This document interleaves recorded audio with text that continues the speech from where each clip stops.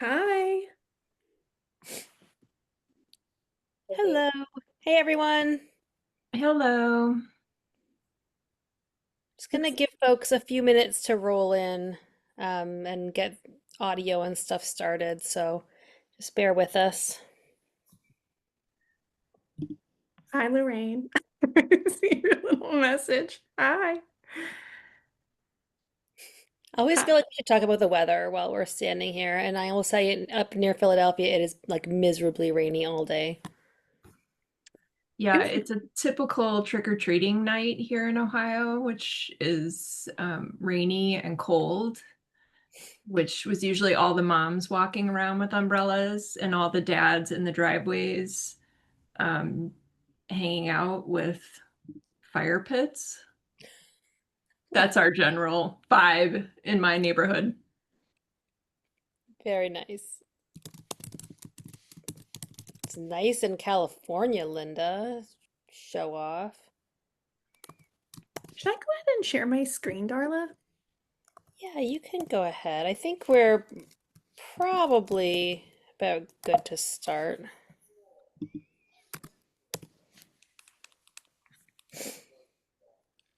Does it look good? Yeah. Okay. Okay, that looks good. And then I can't see the chat where I am. Is that it? Are you monitoring the chat, Darla? I will monitor the chat. Yep. Okay. Okay. Continue to share. Okay, good. Okay, so should we get started? Yeah, go for it. Okay, good deal. So hi everybody. Thank you so much for coming to our webinar tonight. We're really excited for our topic, questions to ask, conversations to start, a guide to primary care for people living with cavernous malformation. Just gonna go to my next screen here. Okay, so we've got a few learning objectives tonight. One is to understand the role of primary care in managing cavernous malformation, to start meaningful conversations that are informed by kind of the most recent updates in our consensus guidelines with your primary care provider, and then also to introduce a new educational resource for primary care. So we're just going to walk through our agenda. So we're going to do some quick introductions, and then we're going to have a section that's sort of just on primary care, like Primary Care 101. Then we'll move into talking specifically about cavernous malformation and primary care. And then at the end, we're going to talk about starting conversations with your primary care doctor about cavernous malformation care and this new resource that we've developed. Okay, so just a few quick introductions. So I'm Katie Garbarini. I'm the clinical programs director here at the Alliance to Cure. I am not a doctor. I am a genetic counselor by training, and I'm so glad to be here. So thank you so much for coming to our webinar. That's me at the top, and that's my dog. His name's Ermis, and I wish he was here too at the webinar. So our other presenters tonight, we have Sara Sukalich. Sara is trained as an OBGYN, and she's an Alliance Secure board member. And then we have Steph Reyburn. She is a family medicine physician with a special interest in CCM, and she also is an Alliance Secure volunteer. I'm gonna start, and right before Steph is going to get started, I forgot to do my house rules. My house rules for the webinar are if you have questions, if you can put them in the Q&A, we may not see them if they're in the chat. Like I cannot see the chat right now, so I don't know what's there. So if you can put them in the QA, that would be great. Darla is here running tech support for us. So she's going to be here making sure everything goes smoothly. And then we have support group tonight. Darla is going to put the link in the chat at the end of the meeting. Actually, I think she'll put it in there a couple times, right? Yeah. Yep. Okay. All right, and I am going to turn things over to Steph to get us started talking about primary care. Hi guys, I'm Steph Reyburn. I'm a family doc. I'm from Illinois. The weather here is kind of gray and cold like it should be on October 30th. So I'm a primary care physician. I'm a family medicine physician. I've been in practice for about 15 years at this point. And so my part of this tonight is basically just to talk about what primary care is, pretty simple basic stuff, and then kind of they'll get into more meat of things a little bit. But I'm And hoping that, oh, go ahead. I forgot to introduce your dog, Apollo. Oh, Apollo, yes, there's Apollo. They look He's good. awesome. And those are Sarah's three cats, Poppy, Penny, and Quincy. Okay, I'm sorry for this. I worked so hard to get those pictures in. I was like, I don't want to forget this. Okay. Okay, okay, keep going. Keep Now going. that we know Apollo, we just know Yeah. him from Pop, so we love him Yeah. anyway. Okay. So hopefully, primary care is a term that most of you are familiar with. It goes by a variety of names: general practitioner, primary care clinician, family doc. There are other primary care physicians that are, internal medicine physicians are primary care, pediatricians are primary care. There's a plethora of names that we can go by. Basically, it's just any the doctor that you have a long-term relationship with, that basically serves as your home base. Um, we do screening, treating, referring, basically serve as a quarterback for our patients to take care of what we can take care of and get them to the appropriate people that are the specialists that they may or may not need. Next slide. There's a lot of services we provide. Managing chronic conditions is probably the most common thing that we see. We can also treat minor infections or acute illnesses, your upper respiratory infections, sore throat, cough, cold, all of that. Try to work as many of those in every day as we can. Preventative health is super important: cancer screening, blood work, immunizations, all of the things that we try to keep ourselves healthy with. Typically, primary care is going to be your first point of contact, unless you've had an acute illness, can't get in with your primary, you've been to an urgent care, something along those lines. But a lot of times we're your first point of contact. We're also the person that hopefully, over time you're established with, that you see at least once a year. And so you have a familiarity with your primary care, and your primary care knows who you are and a general gist of your medical history with that. Over time that develops, and we kind of know each other on a better basis. So ongoing routine preventative care, and I would say disease management, chronic disease management, like I said, is one of the bigger factors. There's a bit of an overlap. A lot of people, especially if you're blessed to be young and healthy without a bunch of medical conditions, some of my family members included, that seem to think urgent care is their primary care, which, again, you're blessed that you don't have anything else to go for other than the cough and cold here and there. But urgent care is great for what it is. However, that's more of the here and there. Treat what's needed today. But there's a lot of overlap in services. We can do that as well. And even if we're not available and you end up seeing urgent care somewhere, as far as follow-up, to make sure that appropriate follow-up, if there's a problem that keeps coming back and you treat it and it keeps coming back, those are things that, instead of going to urgent care over and over and over for the same problem, it would be great to discuss that with your PCP. So that, we can look at, okay, is there an underlying reason why this keeps coming back? What's going on there? So we provide care for, everyone. I say womb to tomb. So everyone, babies to as old as we can get. And we provide the full spectrum of care. Next slide. Oh, and then I think we were talking about the emergency room too, right? Yeah, sure. ER. So the goal is, when you're established with a primary, the goal is obviously to get care at the most convenient spot, where you're not sitting there for hours on end waiting for care. Also, we'll see in the next slide, there's a big difference in a lot of factors with that. But, as you're established with primary care, if you're able to get in and address a problem without going through the ER, there are certain things the ER is totally appropriate for. If you are having stroke symptoms, if you are having heart attack symptoms, some a sudden acute onset of slurred speech, or can't move a limb or a certain side of your body. I mean, things like that, absolutely appropriate for the ER. But other smaller things, we try to be able to handle without without you having to go through all that. Gotcha. Thanks, Steph. Yeah. So you'll see there's a big cost differential between seeing your primary care, going to urgent care, and then obviously your highest cost, if you're looking at that, is the ER. But also, I think, you know, the continuity of care that you get with your primary care physician or general practitioner is important, so that you don't have fragmented care, so that you don't have, you know, a problem again that gosh, I had this problem and then it went away, and then the next time I went back to a certain acute care place and I saw another doc that happened to be on that shift for the same problem. You know, again, if you have the same person that's kind of quarterbacking that situation, to be able to see, gosh, this is a recurrent problem, I wonder why, what can we do?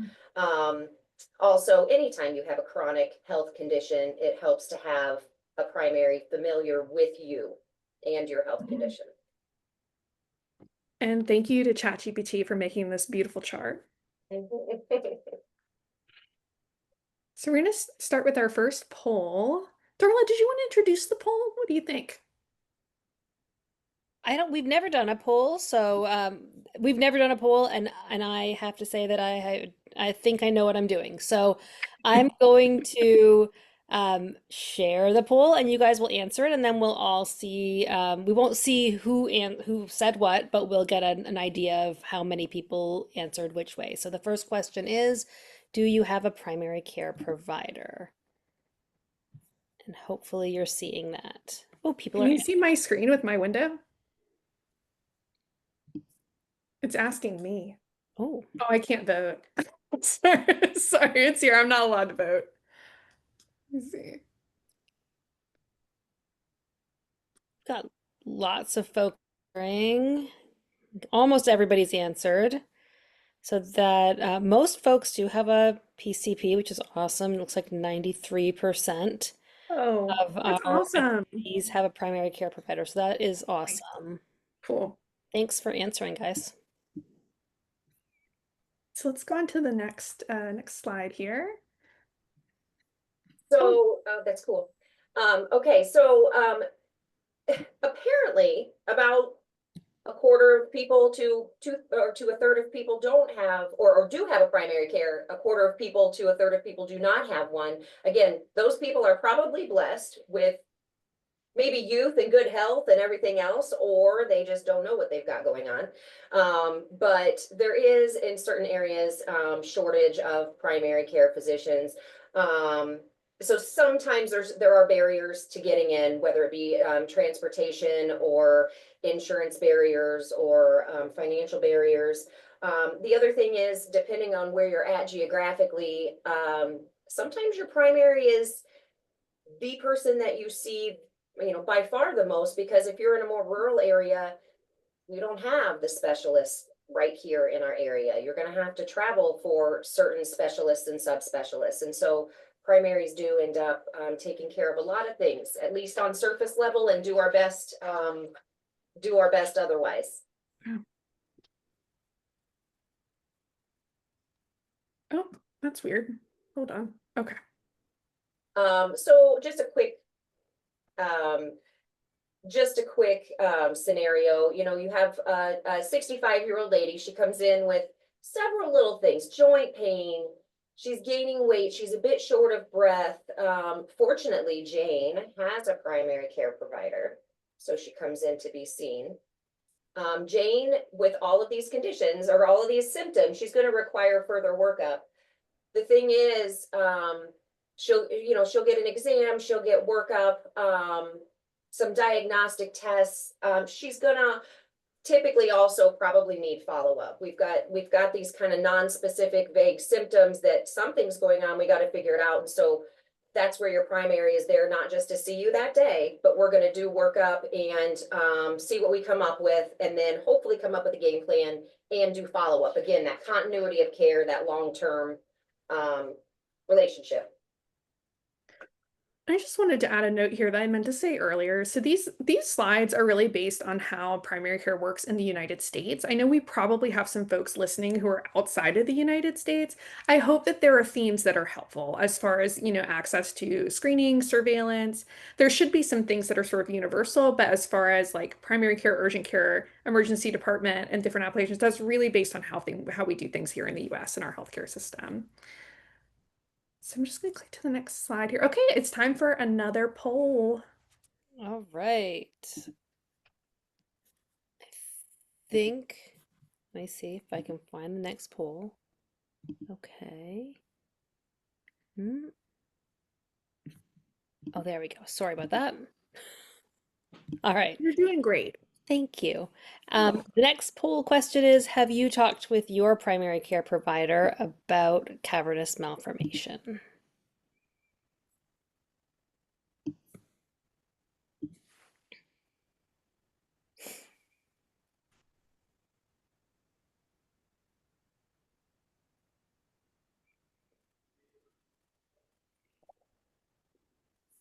I'll give you just another couple of seconds. All right. And I think I can share the results. So it looks Can like, you can you see the results? Cool. yeah, it looks like 90% of you have, which is fantastic. All right. Right. All right, I think I'm taking over from here. I'm Sara Sukalich. Hello to everybody. I'm really excited that you are all here today, and I think it's a very interesting topic that we're sharing, and really grateful to have Dr. Rayburn as a primary care physician here as an expert. I'm trained as an OBGYN. My family has CCM1, and I was the first one diagnosed about 3 decades ago now, actually, and we have it in 3 generations of our family. So have seen a lot about CCMs over a long period of time. So I just want to touch base about cavernous malformation in primary care. A couple things I would want to emphasize. One is that we, the patients, are partners with our physicians. And so that goes with your primary care physician or nurse practitioner, PA as well. We are partners. We're experts in our own selves, and we're there to talk to the primary care doc about what's going on and work together towards health. So there's different times in your life where you may start a relationship with a primary care doc. So my doctor right now knows about cavernous malformation, but I might have a new doctor in the future that doesn't. And so I might be in a situation where I'm having to help educate a primary care doc because I know a lot about my own CCMs. Or you might have a primary care doc for a while and you have a problem and you're diagnosed with CCMs. So there's going to be all kinds of different combinations of how much you know, how much they know, and where you are in your life with CCMs. So just keeping that in mind that we have a lot to offer the docs about our own experience. So we may have initial symptoms, and the primary care doc is really helping us from the beginning to get diagnosed. Primary care doc is often, as Dr. Rayburn said, a quarterback. And so he or she might be helping you to find specialty care like neurosurgeons, neurologists. They may be helping you figure out where to go for care, such as one of our CCM centers of excellence. They may also be the person that helps you get to a genetic counselor like Katie to really understand the familial form of this disease and how it impacts your family. And then, as Dr. Rayburn said, primary care docs are in the perfect position to help with long-term management, and CCM is part of us, and that's something that's going to be taken care of over the long term. So your PCP might be helping with ordering MRIs, helping you with symptoms that are in their wheelhouse, like headache management. And they may be doing some of this in collaboration with a specialist, but kind of the day-to-day of things is a really great place for the PCP to be involved. And then, of course, they're helping you with your overall health. Nope, sorry. Sorry about that. Okay. And so, as I said, there's education that's going to kind of go both ways, and we're really excited during this webinar to share with you a resource for your primary care doc, and then also a resource for you to prepare for your visits. And Katie's going to go over those in detail. But as you're going in, just remember, like, we know something, they know something, together we're stronger. And so we may be educating a new primary care doc about the symptoms that we're looking for, or the primary care doc might be helping us decide what symptoms to be aware of. The primary care doc is going to have a lot of opportunities to help with healthy lifestyle modification suggestions. Or we may be the one that knows more about emulsifier-free diet, and we're informing the primary care doc about it. And most of us are really excited to learn those kinds of things from patients. So I would encourage you to work together to have the best outcomes. Time for another poll, it looks like. I'm up. All right. This question is, has your primary care doctor heard of cavernous malformation? And all right, we should be good. Darla, you're rocking the polls. I think you're a poll expert now. I think I will be by the time we're done, yeah. I'm feeling good. I was a little nervous. New technology. All right. Give you guys a couple more seconds.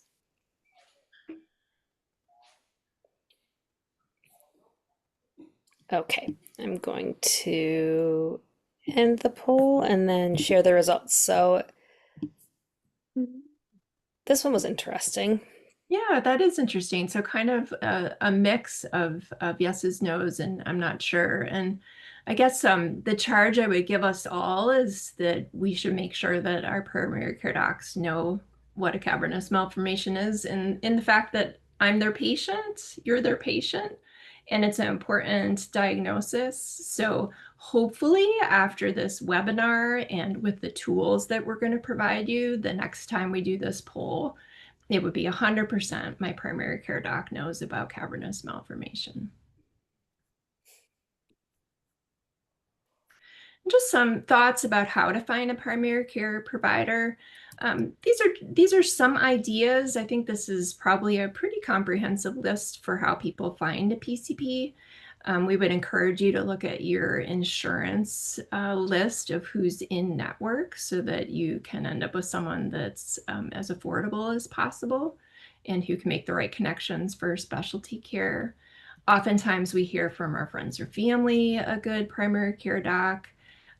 You can find information online, of course, stars and thumbs up, and but keeping the view that it's not always completely accurate what you read online, but you'll be able to find out information such as where the doc is located and how their hours are. And totally okay to make an appointment to see a new PCP. And if they don't fit, they're not a good fit, it's okay to move to someone else. And then the number 5 there, your PCP may not be a CCM expert, and that's okay. And we really wanted to emphasize that CCM is a rare disease. There are going to be lots of primary care docs that go their whole careers without seeing someone with a CCM.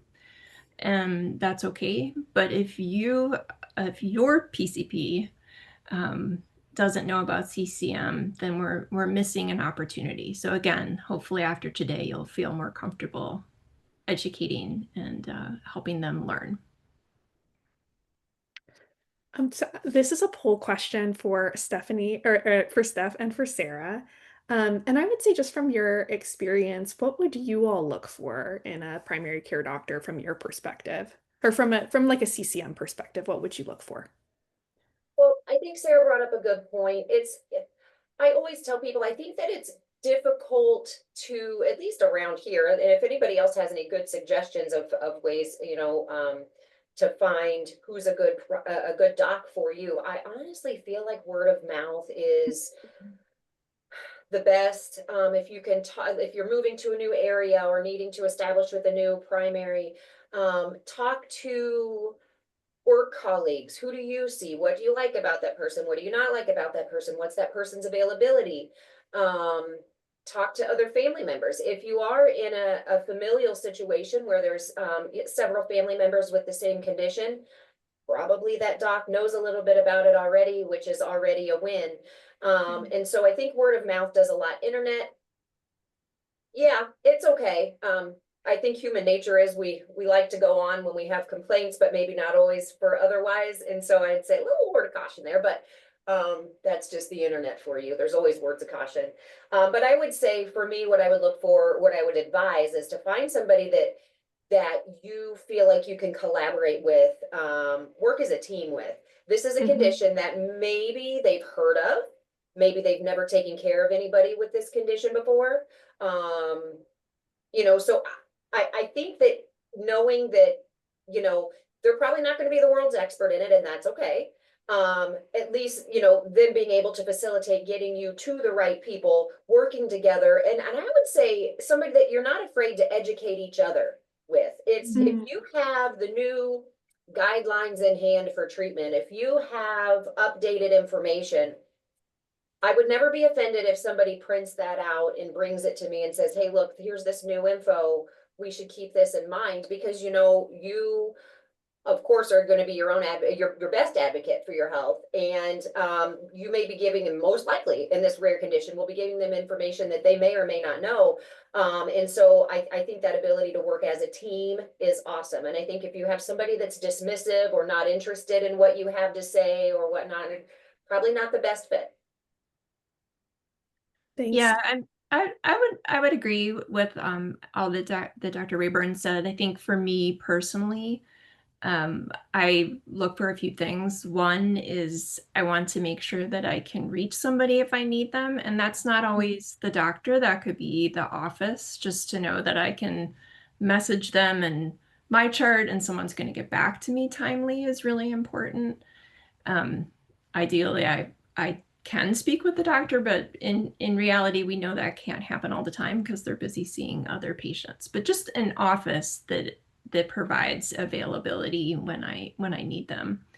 My primary care doc, he's a really smart doctor, and that's part of why I go to him. But the thing that I feel like keeps me with him is that when he's in the room with me, he's 100% in the room with me, and he is paying attention to what I'm saying, and he's interested and cares about my thoughts as well. And he's usually running late, but I know he's running late because he's with the person in front of me, behind that is before me, and he's listening to them carefully. So it's not so much to me like get in, get out. It's that someone is actually caring about what's going on in my life. So that's always been very important to me. And again, like this idea of we're partners in care is super important. And I think if you have a doctor that's dismissive, that's not a good partnership and that's not a good therapeutic relationship. So that's when you need to start thinking, is this the person that's really the right quarterback for me? Thanks, Sarah.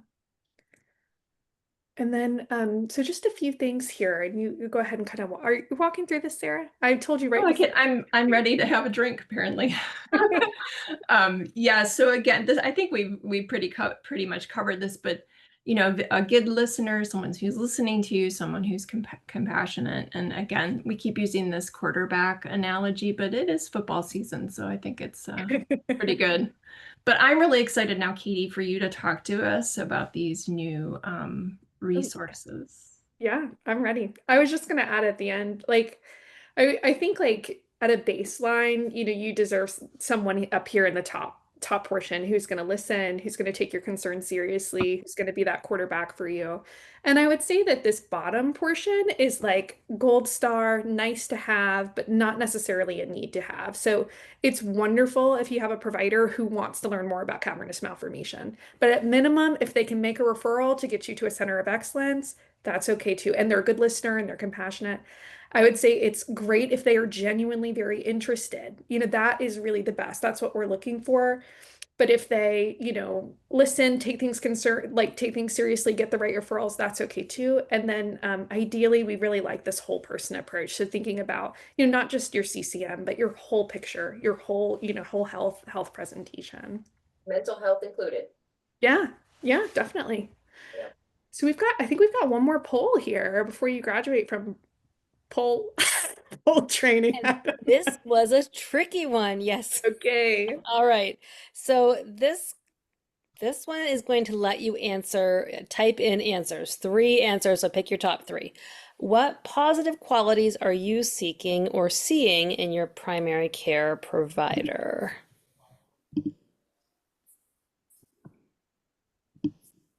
I have no idea what the answers are gonna like, how it's gonna give us that data, so it should be very interesting.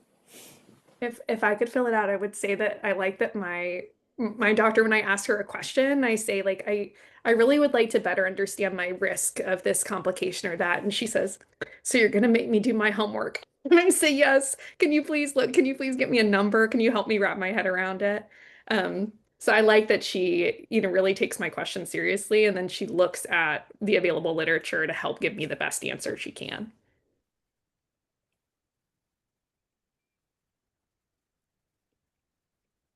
This one's taking time to answer.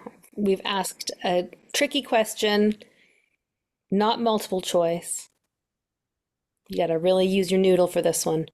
I think sometimes some of my patients that have more rare conditions that, I am familiar with, but I know that they follow a specialist for. I mean, that annual physical, that yearly touch base, how are things going? Yes, we go over the routine screening stuff and all that, but I also touch base on, okay, where are we with the specialist?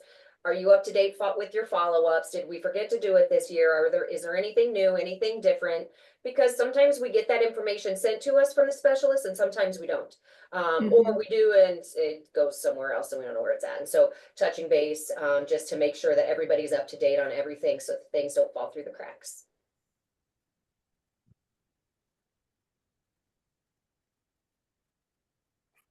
It's a great point. I love when I see a doctor and I start talking about CCM and they are excited or interested. That It's the just best. is the best. It's the best. Yeah. It's my favorite. I saw a cardiologist and he just stopped what he was doing and started pulling up articles on his phone and we just had this lovely conversation. It was so heartening. I left there just feeling like this guy really cares. He really cares and he wants to know more and he wants to know more like not just for me but for his other patients. All right, we got about 30 people have answered, so I guess I know this one was hard to type it because you have to type them in. We're gonna give you guys like 30 more seconds. I'd say that's what keeps us as clinicians coming back to. I mean, it's really satisfying to be able to help folks better understand this stuff, help them feel like they can make a decision about this, that they understand, better understand their condition, understand their risk factors, and help them figure out what's going to work best for them. It's what keeps us coming in the morning. So true.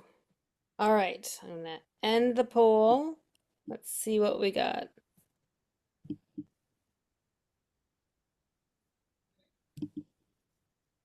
Is it giving us, are you guys seeing any answers? Oh, No. all right. Well, I think I'm gonna have to pull up all of the answers and I guess we'll have to send them out in an email so everyone will know what folks are looking for. I probably can I'll make like a nice summary that's like sort of themes if you want to send it to me, and we can send it out to the attendees with the recording. Sounds awesome. Okay, and then so this last section here is going to be talking a bit about the new resource that we've developed. And I'll say, so the idea for this came from the new guidelines being published this summer. So you may know we had a new consensus paper published this summer. This is a huge deal to have a consensus guideline, and not only to have a consensus guideline, to have a brand new one that's an update from a previous consensus guideline. This is huge in the rare disease space. And specifically in this guideline, there are recommendations that are relevant for primary care. And it may be the primary care doctor who's helping you make some of these decisions related to the new recommendations in the guideline. So specifically, there are updates on medications and cavernous malformation risk, specifically statins, beta blockers, vitamin D supplementation. There are new women's health considerations around female hormone treatments, pregnancy planning, and then new lifestyle recommendations, specifically related to physical activity and diet, tobacco and alcohol, blood pressure, and mental health. And then I also put, that's a screenshot from the paper, like from the publication itself. And then I put some of our favorite people, Dr. Kelly Fleming, Dr. Ed Smith, and Dr. Issam Awad, because they are going to host a guideline session at conference next week. So we're really looking forward to having them. And we're going to have them respond to both questions from doctors, clinician questions. We're also going to have them respond to patient questions. So if you have a question that you would like to have them respond to about the new guidelines, you can put it in the chat, you can put it in the Q&A and just let Darla notes for the session. And we will share it, we'll share those questions with them, and then we're going to send out a summary after the session. Okay, so new care guidelines, new resources. So these are our new primary care resources. We've created a primary care conversation guide, which I think we called this. I was like, oh no, we changed the title. It's Prepare for Your Primary Care Appointment. It's in my other PowerPoint. This is the one with the dog photos. So clearly I picked the right one. In any case, we changed the title a little bit. The purpose is exactly the same. We also create a resource that is specifically for primary care doctors, highlighting all of the new recommendations and like the kind of data around it, like what we know and what the specific recommendation is. Okay, oops, it's all the same thing. Okay, so our goal for this resource is before your next primary care visit, it's to review this guide on the right-hand side and then consider each of these sections. So there's a section on symptoms and changes, and we're going to walk through each section. There's a section on medication and general health. There's a section on women's health. There's a section on referrals in your care team, and then there's a care plan. And this, you can really use it however it's most helpful to you. I would say if we check all of the boxes, it's going to be hard to address all of that in one visit. I would try to keep things focused to probably 1 to 3 top concerns per visit, just because that's a more realistic amount of data that your PCP can process and give you advice on. And of course, prioritizing like what's new and what's different. Like if there is a symptom that's different in one of these areas that's new for you, that should be a priority to address with your doctor. We have created both well, there's a fillable version that's on the website, so you can fill it out. Like if you have an iPad, you can fill it out on your phone. You can also print it out and fill it out if you'd rather do that. But this is really to help you get ready for the visit. And then we're going to pair this with the primary care doctor resource that we've developed so that they have the data they need in a quick reference way to talk through things together. Okay, so this first section is symptoms and changes. So this would be any new or changing symptoms that could be related to cavernous malformation. So things like, are your headaches getting more frequent or more severe? Are your seizure meds working as well as they have? Had you have any, any new seizure activity or changes in seizures or side effects from your seizure medication? But we want to just sort of think through these areas because they could have potential impacts on like how your primary care doctor takes care of you, and then they know to pull from the new guidelines what the change, kind of what those changes might be, or to refer you out to a CCM center to get some more input there. We also have a section here on medication and general health. So this is overall, like sort of more like overall health. So we have new data about blood pressure management, about cholesterol management, about vitamin D. So just sort of think through those things. And this is also sort of part of the primary care's education role is talking through like, Okay, so you're concerned about vitamin D level. Here's why it's important to have, to have sufficient vitamin D. Vitamin D seems to be helpful in patients with cavernous malformation, and then they'll have that data, so it can be really sort of a more complete conversation. So the next section is women's health and then referrals and care team. So say I'm a patient who's thinking I might be perimenopausal and I have cavernous malformation. I might check that box to say, hey, I'm thinking about hormone therapy. I just want to talk about pros, cons, methods, and what do we know about cavernous malformation and hormone treatment. There's also a section for pregnancy planning, for birth control, because they're all related to that sort of hormone picture and that the new data related to hormones and Cavernous malformation that Dr. Fleming actually talked about in our last webinar, two webinars ago, I think. And then we have one section about referrals in your care team. So do you need to see a new neurologist? Do you need to go to neurosurgery? Would you like to go to a CCM center of excellence or clinical center?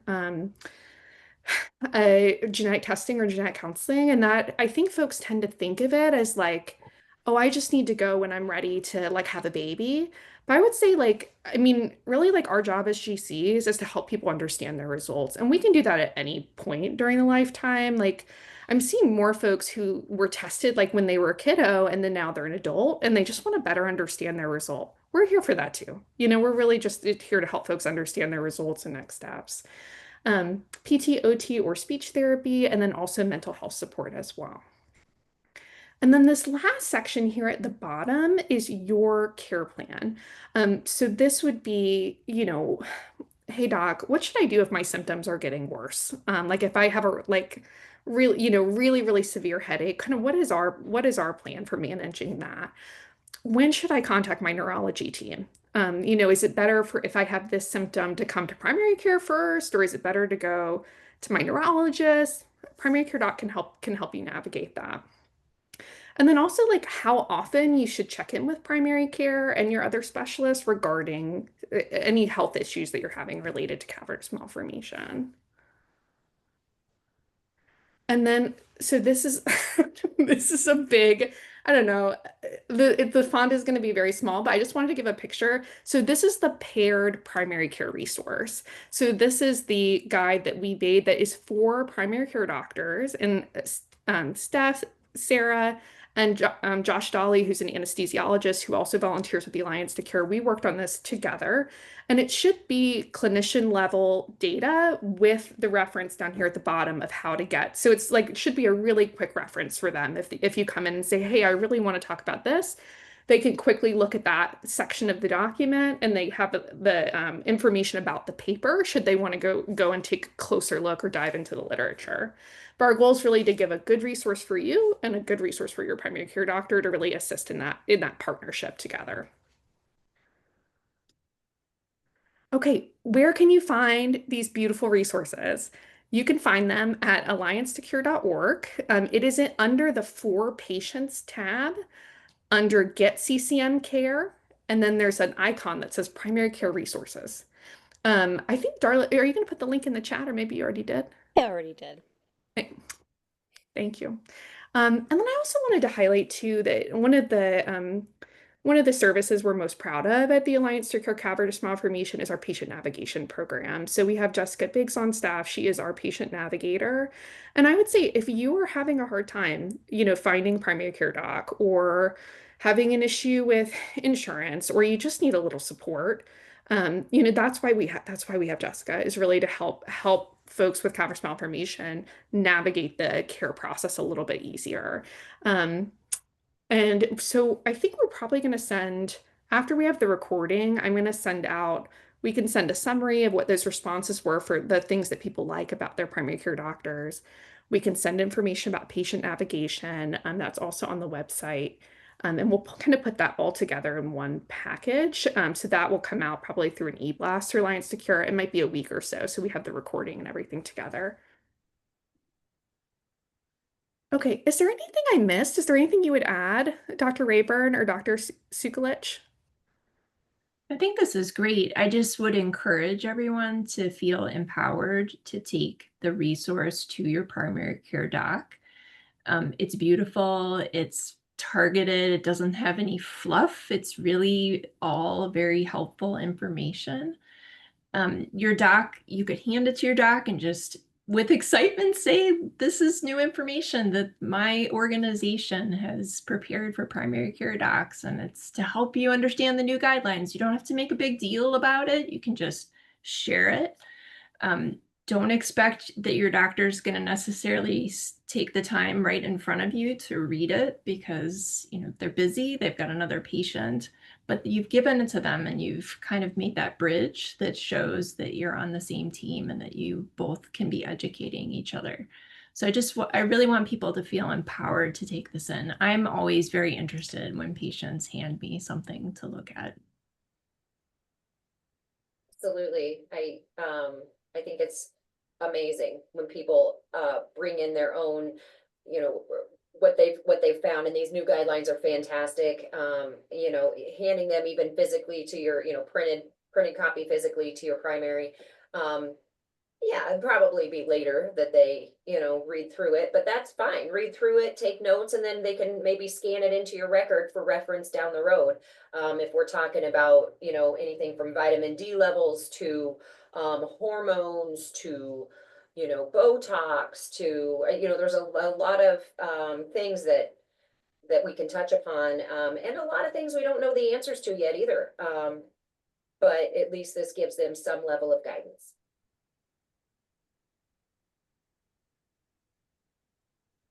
All right. Well, this should be kind of the end of our content here, but we did want to have some time for Q&A, which I think we have time for. If you have a question and you would like an answer, you can put it into the Q&A feature of Zoom. And I think I'm going to stop sharing my screen for a second so I can catch up on the chat. Is that okay? Yeah, there's actually several questions in the Q&A. Oh, great. Okay, great. And I see there are some really appropriate questions that are about PCPs, and I love that. And there are some questions that are a little more specific, so we may hold those for another time, just so you know. We're going to try to focus on the PCP type questions. Thank you, Darla.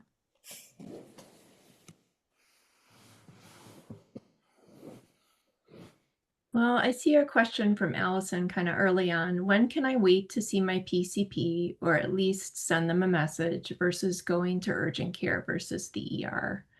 That is such a good question. And I think those of us with CCM have been in a situation where we need to decide this. And Dr. Rayburn, I wonder if you could kind of share with us how you would talk through this with a patient.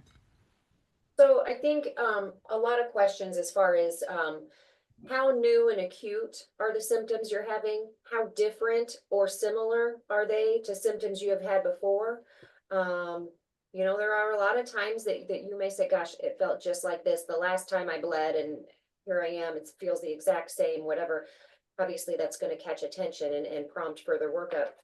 If it's something that's been lingering for a while and it's kind of a low grade lingery, you know, situation, it may not be as acute emergent, but I think that it all just depends on the situation, the acuity of it and the severity of it, and you know, how new or different is it than you've ever felt before.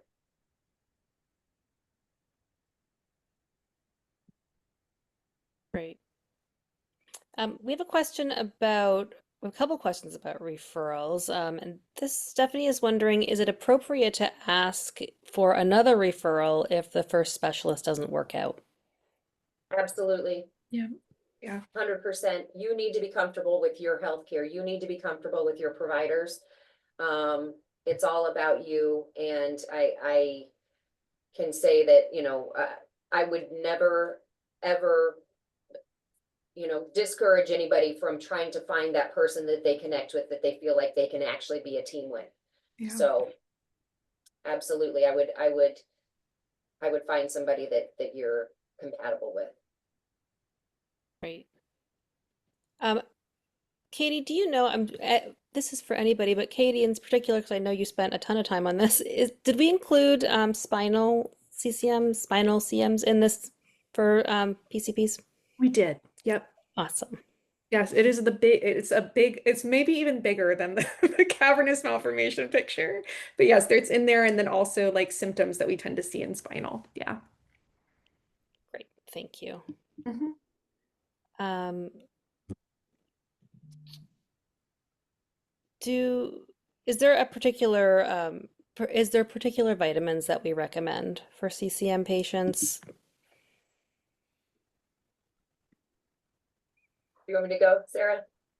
You're the PCP, yeah. Okay, clearly. Yeah, I mean, but there's some data out there about vitamin D supplementation, and I know that's one of the bigger pushes these days. And so making sure that you are sufficient in vitamin D is important. I think that's one of the bigger ones. And I think just general nutritional considerations as well. Um, there's some data about dietary measures, emulsifier free, things like that. Um, it's hard sometimes with being a rarer condition to get these big, good, large quality studies to prove and disprove. So sometimes we just have to go by, okay, what do we think we know? And let's try to do the very best we can to make sure that we're getting what we need. Thank you.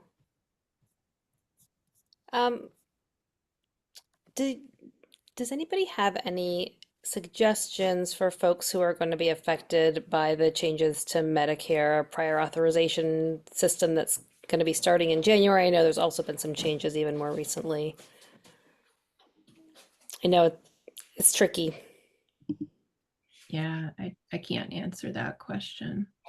It's always tricky, and sometimes you just kind of have to figure it out as you go if there's changes. But also be proactive.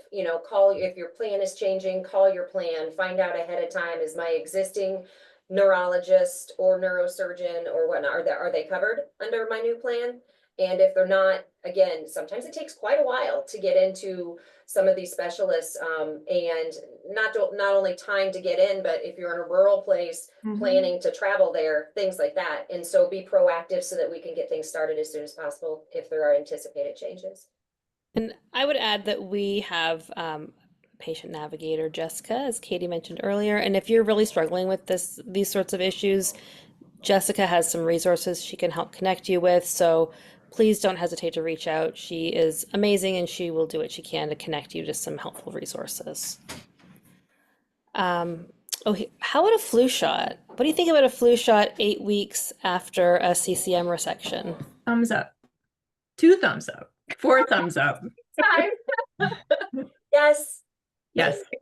Can you tell us a little bit more about why you're giving so many thumbs up? Is it because you don't want someone who's post-surgical to get a bad flu and Get have to go? terribly sick. Oh my gosh, that would be so horrible. Yeah. There's always those weird 1 in a million type of side effects or reactions, but in general, flu shots, it's the season to do it. The data's good about it. Hopefully, every year sometimes we hit well with what we actually see, the strains of flu we actually see, and sometimes we don't hit as well. Hopefully, this is a good year. Well, we don't know that yet, but anything we can do to keep ourselves healthy, out of the hospital, active, and on our game.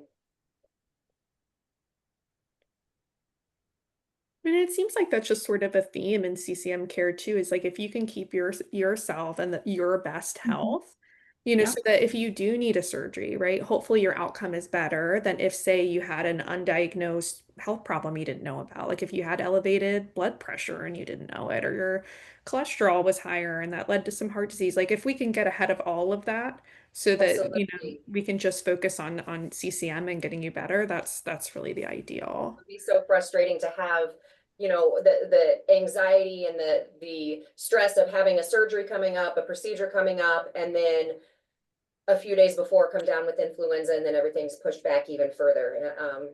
So the best we can do for prevention. Yeah, absolutely. Someone is asking, how do you find a good neurologist if they're not near a center of excellence, they don't know of any that are near them, and they can't really afford to travel out of state? Is this Jessica would be able to help with?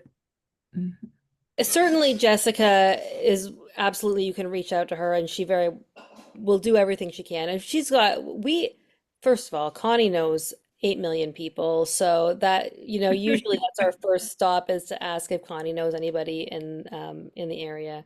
Connie Lee is our CEO and founder, for those of you who don't know. And and so usually we check with her, but also we have some other ways to find people. But if someone came to you, Stephanie, and was like, how do how do you find somebody? Well, a couple things. Number one, yeah, it's fantastic if you can get to a center of excellence. I mean, but if that's not realistic for you, it's fine. If you have a specialist that is aware of the condition, you guys are working as a team, and that person is invested in your health, and you can tell that you're on the same page. You can help keep them up to date with the latest and greatest guidelines if they're not familiar with them. And as I think, as long as it's somebody that's kind of owning your case, taking ownership of you and how you're doing, and that you're being addressed, I think that's okay. I think that the other thing to look into as well is these days telehealth.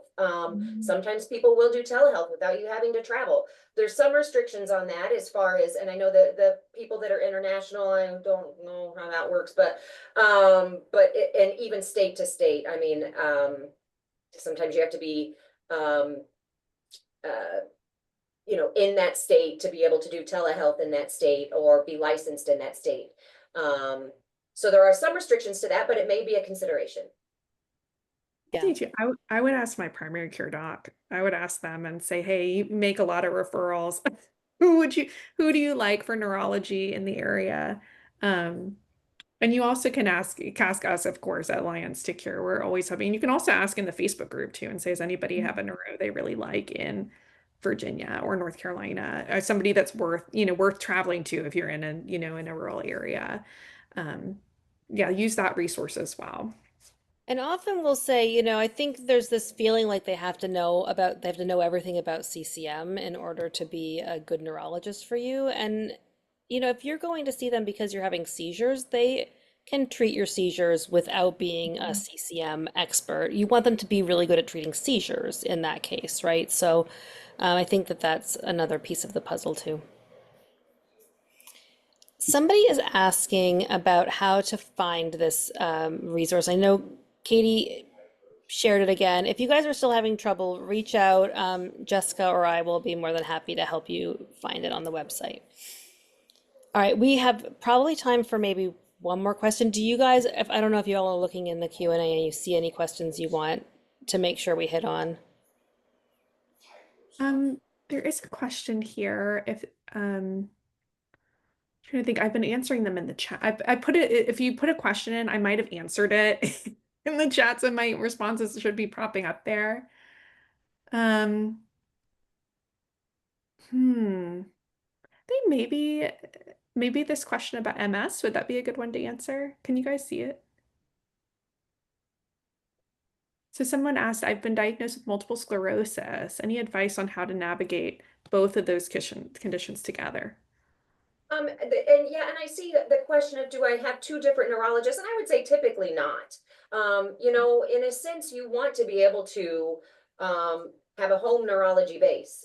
You want to most neurologists are well versed in in multiple sclerosis as well. Now, you may have somebody who that is their specialty, that is their niche, that's all they see is MS, MS, MS. Fantastic and great, but then you may also have a primary neurologist. But in general, I would think that for most people, the same neurologist would be very adequate for both conditions, and also get continuity with your care, that you don't have too many cooks in the kitchen, so to speak. All right. I think that puts us pretty much out of time. I did just put the link to support group in the chat again. It will start pretty much as soon as we end this webinar. I'm also going to put Jessica and my emails in the chat. I know Katie put hers too. So I'm going to hand it back to you, Katie. Back to me. Okay. And I just responded to someone's question. I think they asked if there are any specific recommendations for CCM3, which, email me. I want to check the guidelines to be sure. We're typically not treating them differently, but there are some different symptoms that we see. So I want to make sure if there are specific guidelines, and I want to follow up with you directly. So just email me, and we'll figure it out from there. Yeah, I just wanted to say thanks so much. And I just wanted to say that this primary care focus is just our first focus with this project. Our next aim is to create a neurology specific resource for helping community neurologists better understand CCM. But thank you all so much for having us. We really hope that you feel empowered to start some of these conversations with your providers. And please feel free to contact me anytime. Just thank you so much for having us, and I hope you all stay well. So thank you so much. Anything you guys would add? Oh, thank you for everyone's engagement. This was great. Thank you.